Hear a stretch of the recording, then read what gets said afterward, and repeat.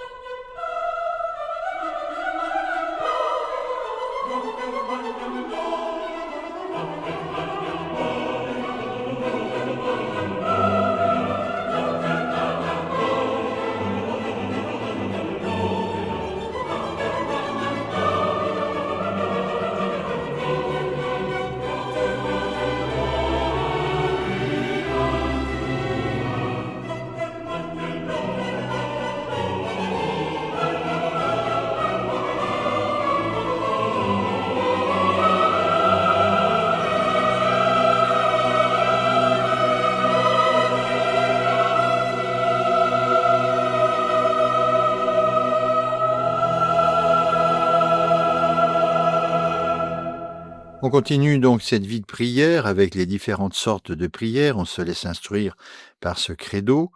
Quelles sont les différentes sortes de prières? On peut les diviser selon leur fin ou leur moyen d'expression particulier. Il y a 4 sortes de prières divisées selon leur fin. Alors, premièrement, l'adoration, dans laquelle nous louons la grandeur de Dieu et exprimons notre amour pour lui. Deuxièmement, l'action de grâce, dans laquelle nous montrons notre gratitude pour ses dons. Troisièmement, l'expiation, dans laquelle nous cherchons à réparer nos péchés et nos défauts. Quatrièmement, la pétition, dans laquelle nous demandons ses dons. Donc, adoration, action de grâce, expiation, pétition. Alors, est-ce qu'on peut faire des prières de demande pour autrui? Évidemment, oui.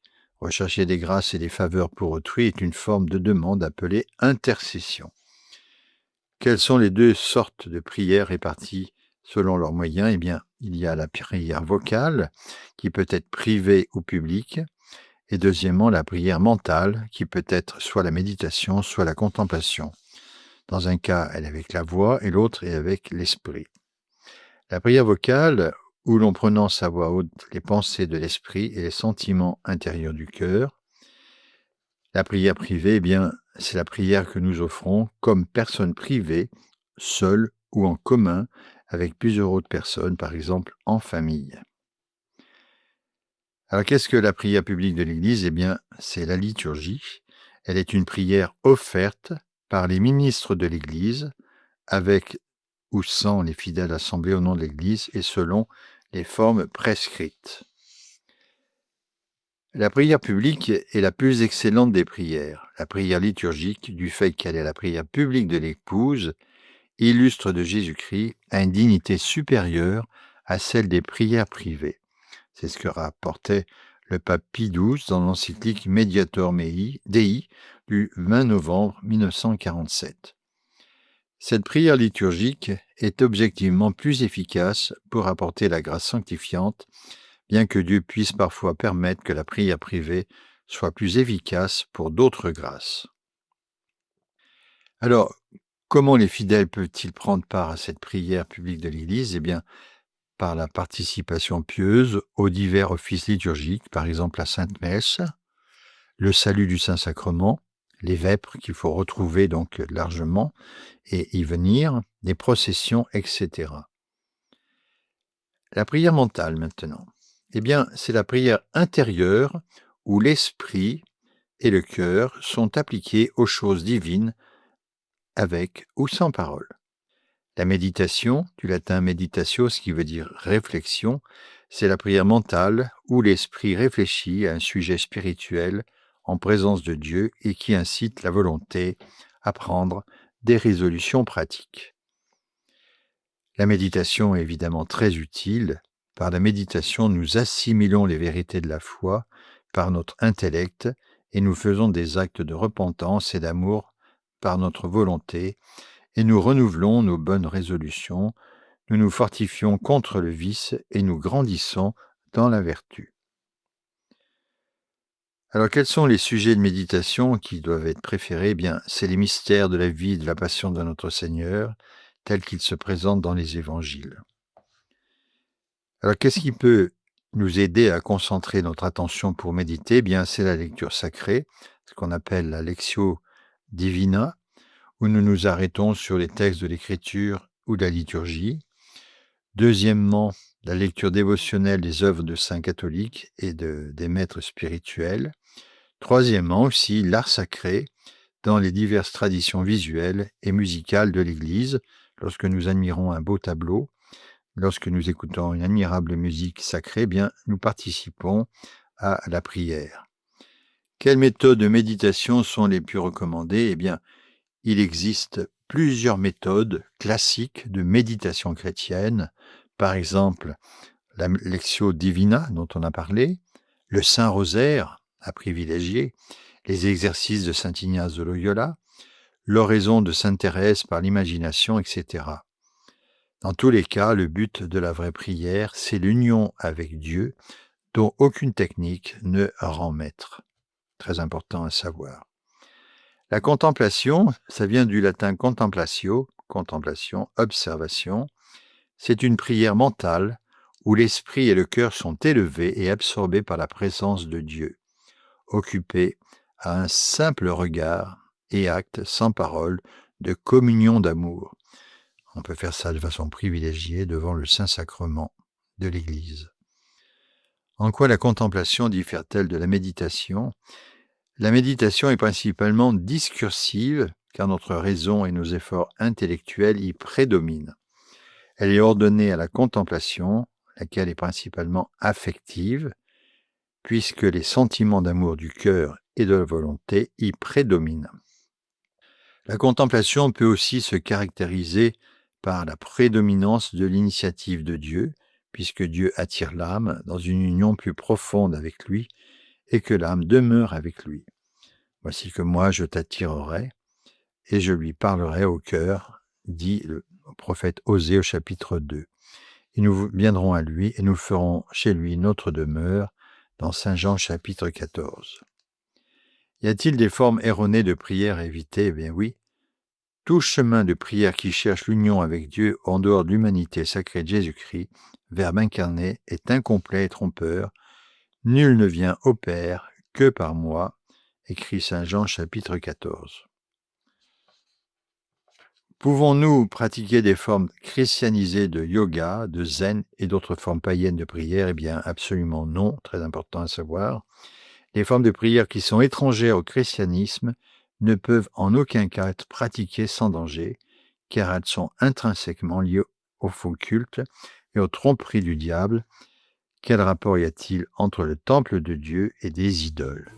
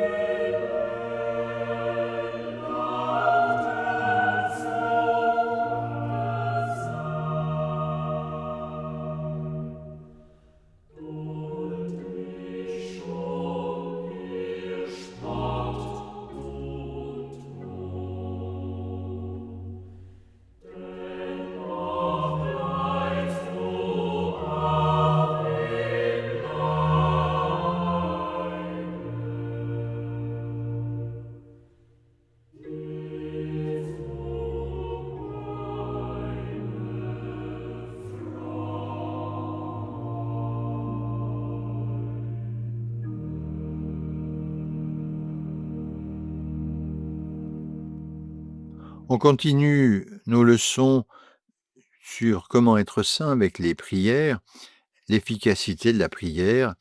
Alors, les effets de cette prière chrétienne, c'est l'union avec Dieu, le rafraîchissement de l'âme, les demandes exaucées et le mérite. Pourquoi notre prière nous mène-t-elle à l'union à Dieu? Parce que nous devons principalement demander dans nos prières l'union à Dieu selon le psaume 27. Je demande à Yahvé une chose, je la désire ardemment, je voudrais habiter dans la maison du Seigneur tous les jours de ma vie. Pourquoi notre prière apporte-t-elle un rafraîchissement à l'âme? La présence même de Dieu apporte la paix, et Dieu nourrit souvent l'âme de pensées pieuses, de saintes affections et d'avant-goût intérieur de la joie céleste. Quand notre prière fait-elle exaucer nos demandes? Dieu satisfait à nos demandes chaque fois que, premièrement, nous cherchons notre fin dernière ou quelque chose de nécessaire pour l'atteindre. Deuxièmement, notre prière a toutes les qualités nécessaires. Troisièmement, nous prions pour nous-mêmes ou pour quelqu'un qui ne s'oppose pas à l'objet de notre demande. Notre prière est méritoire parce que Dieu désire que nous prions. C'est une bonne œuvre en soi qui obtient un accroissement de nos richesses spirituelles, spécialement des dons de l'Esprit Saint et des vertus infuses. Pourquoi la prière est-elle infaillible dans ces conditions? Parce que Dieu l'a promis et qu'il est fidèle à ses promesses. Tout ce que vous demanderez au Père en mon nom, je le ferai, afin que le Père soit glorifié dans le Fils, écrit Saint Jean chapitre 14. Alors les principales prières, c'est le Paternoster, ce qu'on appelle l'oraison dominicale. Le Seigneur nous a enseigné notre Père, c'est-à-dire le Paternoster, appelé aussi oraison dominicale. Nous le connaissons tous. Le Notre Père est-elle la plus excellente de toutes les prières simples? Oui. Elle a été révélée directement par notre Seigneur Jésus-Christ et comprend tout ce pourquoi nous devons prier. Pourquoi appelons-nous Dieu notre Père? Parce qu'il nous donne la vie naturelle, car il nous a créés et nous soutient dans l'existence, et qu'il nous donne la vie surnaturelle, car il répand la grâce dans nos âmes et nous adopte comme ses propres enfants. Alors pourquoi les chrétiens disent-ils notre Père, Paternoster, et non mon Père? Pour nous rappeler que nous sommes frères par le fait que nous sommes incorporés à Jésus-Christ, que nous devons vivre dans la paix et l'unité, que nous devons prier les uns pour les autres, comme l'a expliqué saint Cyprien de Carthage. Le maître de la paix et maître de l'unité ne voudrait pas que la prière soit faite séparément et individuellement. Et quand nous prions, nous ne prions pas pour l'un d'entre nous, mais pour tout le peuple, parce que le peuple en entier, ce que nous sommes, ne fait qu'un. Alors pourquoi, deuxièmement, on dit qui est aux cieux?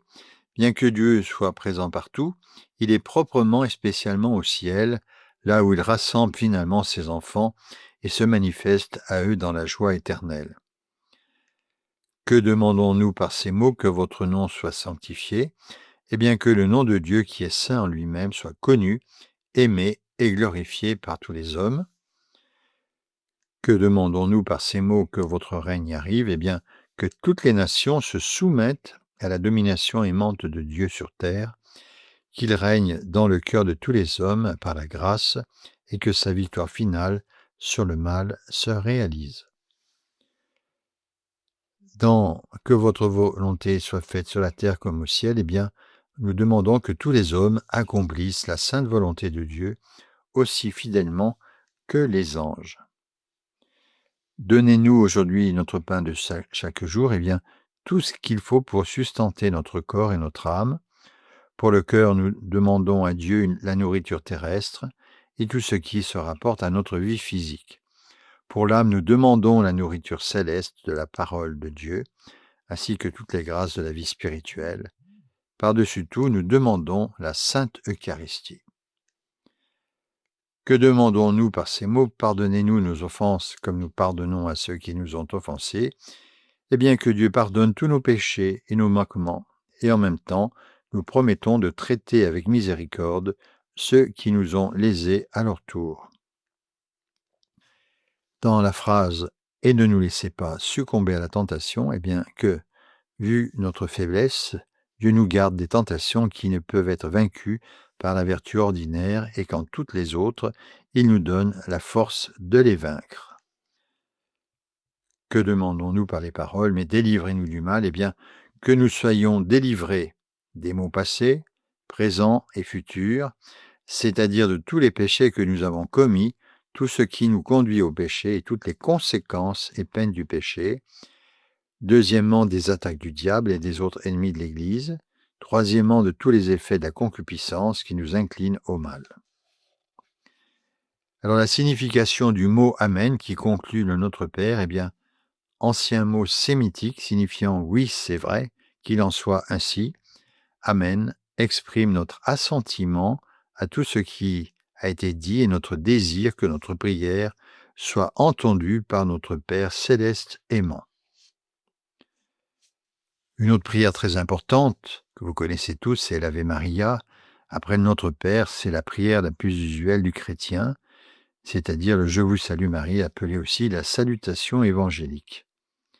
Alors elle s'appelle salutation évangélique parce qu'elle commence par les paroles de l'archange Gabriel qui annonça à Notre-Dame le mystère de l'incarnation qui était sur le point de s'accomplir en elle. Cette prière est souvent récitée par les chrétiens en raison de son origine céleste et de la grandeur de celle à qui la prière est adressée. La Mère de Dieu, modèle parfait de la prière chrétienne, est notre plus puissant intercesseur auprès de Dieu. Alors il y a 3 parties dans cette prière. Il y a les paroles de l'archange Gabriel, deuxièmement de sainte Élisabeth, et l'invocation qui a été ajoutée par l'Église. Le « Je vous salue Marie », eh bien, c'est notre salutation profondément respectueuse à l'humble Vierge, choisie par Dieu pour être la mère de son Fils. Deuxièmement, notre joie devant le mystère de l'incarnation que Dieu a réalisé en elle et les conséquences qu'il a dans le monde. Pleine de grâce, eh bien, il nous rappelle l'Immaculée Conception de Marie et cette surabondance de grâce que notre Seigneur lui a accordée en vue de sa mission exaltée de Mère de Dieu. Le Seigneur est avec vous, eh bien, il montre qu'au fond de l'âme de la Sainte Vierge Marie, le Père, le Fils et le Saint-Esprit habitent d'une manière exceptionnelle. Vous êtes bénie entre toutes les femmes, eh bien, cela signifie qu'il montre que la Sainte Vierge est hautement favorisée parmi les femmes et même a reçu la bénédiction de la grâce divine plus que toutes les autres créatures. Jésus, qui est le fruit de vos entrailles, est béni, eh bien, il confirme que Marie est bénie parce qu'elle est mère de celui qui est béni par-dessus tout et qui est l'auteur même de toute béatitude. Les grâces prodiguées à Marie viennent de Jésus-Christ et se rapportent à Jésus-Christ qui a assumé sa chair à elle lors de l'incarnation. Quelle demande l'Église a-t-elle ajouté à ce préambule de louange ? Eh bien, au Concile d'Éphèse en 431, l'Église a introduit les mots « Sainte Marie, Mère de Dieu, priez pour nous », auxquels la tradition ajouta « pauvres pécheurs, maintenant et à l'heure de notre mort ». Pourquoi ces mots d'invocation ont-ils été ajoutés ? Eh bien, pour nous rappeler la sainteté, la dignité de Marie, pour nous inspirer pleine confiance dans son intercession et pour nous encourager à demander souvent ses prières en notre faveur, surtout quand la vie éternelle approche. Comment devons-nous réciter cette salutation évangélique ? Eh bien, avec respect, admiration pour la Sainte Vierge, avec foi dans les vérités qu'elle exprime et avec confiance en la bonté maternelle de Notre-Dame. Nous terminons donc cette leçon d'aujourd'hui et on continuera la semaine prochaine à regarder les principales prières et on commencera par regarder aussi les sacrements en général. Bonne semaine à tous et que le nom du Seigneur soit béni. Laudetur Jesus Christum. À la semaine prochaine.